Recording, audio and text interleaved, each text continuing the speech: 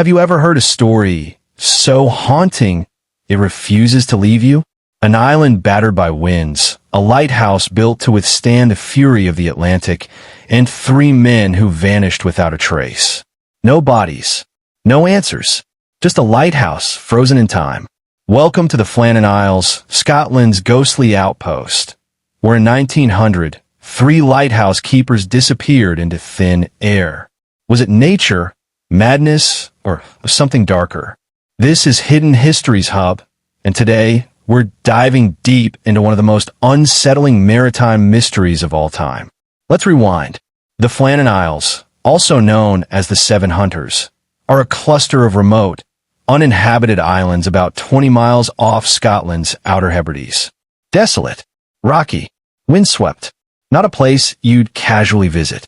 But in 1899, the British government built a lighthouse on Eilean Moor, the largest of the islands. It was part of a new push to protect ships from the treacherous Atlantic. Three men were assigned to the post at a time, rotating shifts with a fourth man back on the mainland. They lived alone, in harsh isolation, keeping the flame alive, literally, to guide sailors home. Imagine this: no internet, no radio. Just you, the howling wind, and the endless sea. It was less of a job, more of a test of endurance. The mystery begins in December 1900. A supply ship named the Hesperus set out to bring fresh provisions and rotate one of the keepers. But storms delayed the journey. When they finally reached the lighthouse on December 26th, something was wrong. No one came out to greet them. No flag was flying. No signal from the tower. The crew went ashore. The lighthouse was silent. Inside, they found beds unmade, the clock stopped, and food left untouched, as if the men had vanished mid-routine. Two sets of oilskins were missing, but the third set, belonging to Donald MacArthur, remained. So where were they?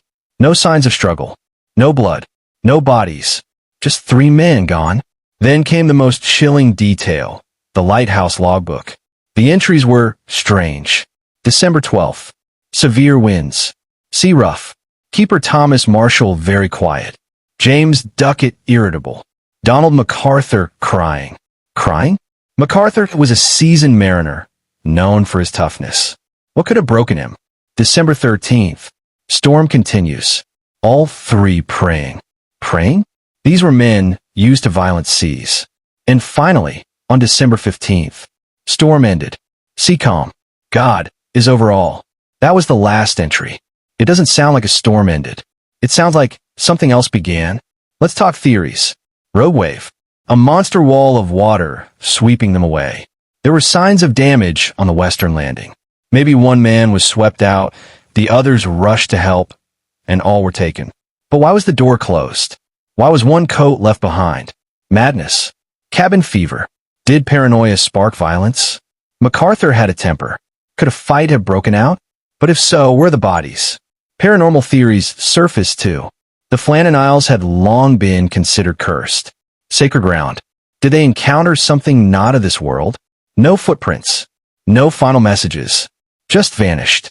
Some sailors claimed to see lights in the tower after the men were gone. Others swore they heard voices echoing across the water. Alien abduction? It's been suggested.